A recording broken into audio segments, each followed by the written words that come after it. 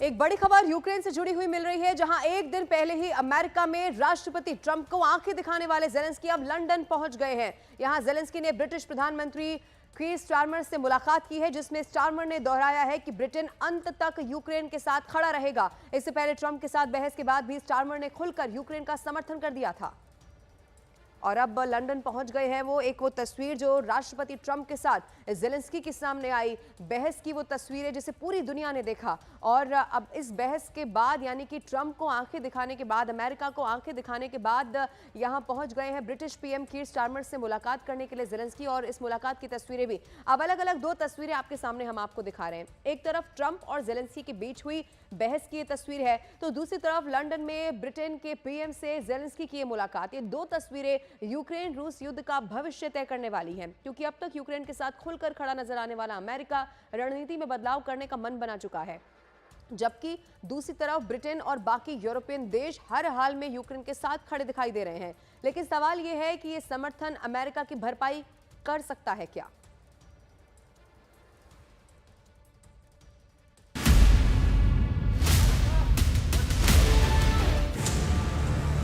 अकेला पड़ रहा अमेरिका यूक्रेन के साथ यूरोप। 28 फरवरी को भले ही ओवल ऑफिस में राष्ट्रपति ट्रंप और उपराष्ट्रपति जेडी वेंस ने जेलेंस्की को जमकर बेइज्जत किया हो, लेकिन यह भी सच है कि इस तीखी जुबानी जंग में जेलेंस्की हीरो बनकर निकले हैं।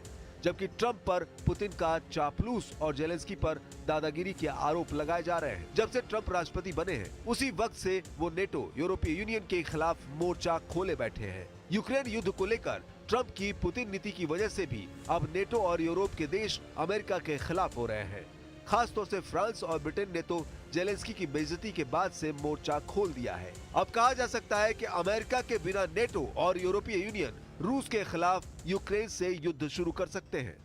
जरा ट्रंप की फ्रांस के राष्ट्रपति इमैनुअल मैक्रो पर नजर डालिए, जिसमें ट्रंप इमैनुअल मैक्रो को यूक्रेन युद्ध पर खरी खोटी सुनाने में जुटे हैं। इसी तरह ट्रंप ब्रिटेन के पीएम कीर स्टारमर से टकराव करते नजर आ चुके हैं। ट्रंप ये साबित करना चाहते हैं कि यूक्रेन युद्ध में अमेरिका ही यूक्रेन का सबसे बड़ा मददगार है और बाकी देश यूक्रेन को कर्जा दे रहे हैं, जबकि ट्रंप का ये दावा गलत है। यही वजह है कि अब यूरोपीय देश अमेरिका से दूर होते जा रहे हैं। You know, just a ceasefire without security guarantees, this is so sensitive for our people. I'm speaking like a president of a people who are in this struggle 3 years, and they just want to hear that America on our side and that America will stay with us, not with Russia, with us. That's it. But I'm sure that it will be. This is the first step to security guarantees.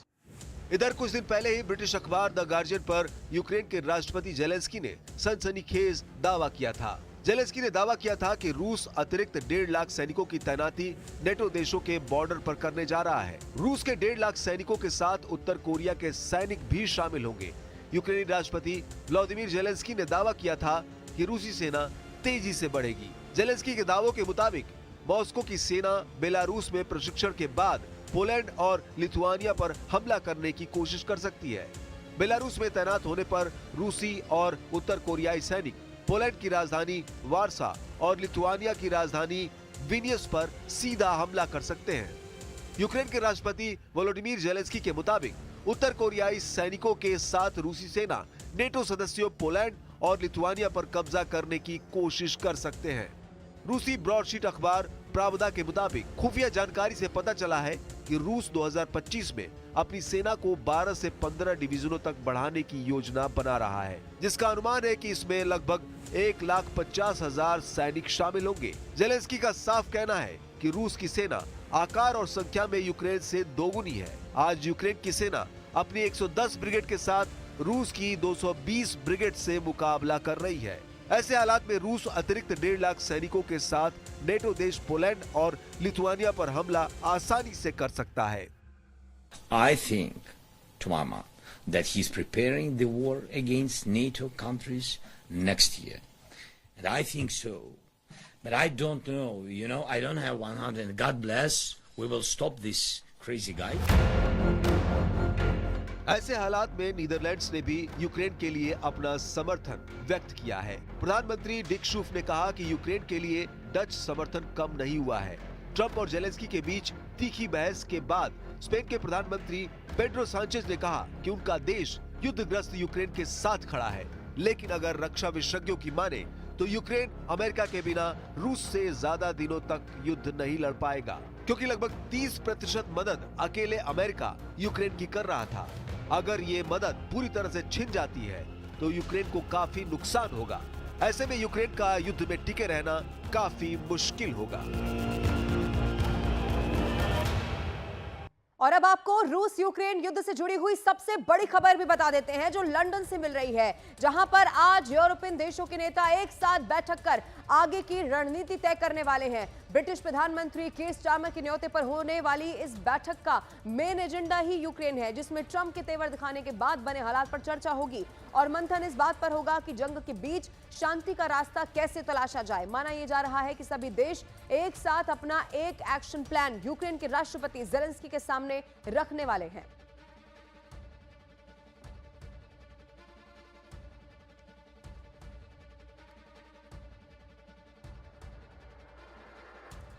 तो एक बड़ी meeting यहां होने जा रही है, लेकिन अब आपको बताते हैं कि मौजूदा हालात में यूरोपियन नेताओं की ये बैठक इतनी अहम आखिर क्यों हो जाती है और आखिर इसमें वो कौन कौन से बड़े मुद्दे हैं जिन पर चर्चा हो सकती है या होने वाली है। सबसे पहला मुद्दा तो यही होगा कि कैसे ज़ेलेंस्की ट्रंप के रिश्ते सामान्य किए जाए, क्योंकि यूरोप हमेशा चाहेगा कि यूक्रेन मसले पर अमेरिका साथ ही रहे।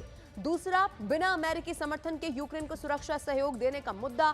तीसरा मुद्दा यह है कि यूरोप की अमेरिका पर निर्भरता कैसे कम की जाए। चौथा, इसमें एजेंडा मुद्दा हो सकता है कि अमेरिका के बिना यूक्रेन की रक्षा की चुनौती से आखिर कैसे निपटा जाए। और पांचवा, रूस को लेकर यूरोपियन देशों का आगे का क्या रुख रहेगा।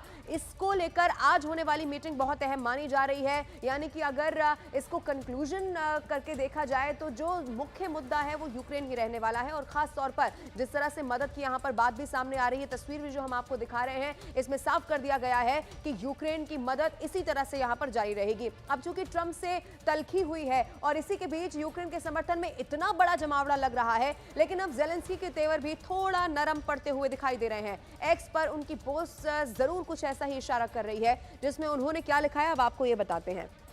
उन्होंने लिखा, अमेरिकी लोगों ने हमारे लोगों को बचाने में मदद की। इंसान और इंसानियत सबसे पहले आते हैं। हम सच में शुक्रगुजार हैं। हम अमेरिका के साथ मजबूत रिश्ते चाहते हैं। उम्मीद है ये रिश्ते बनेंगे।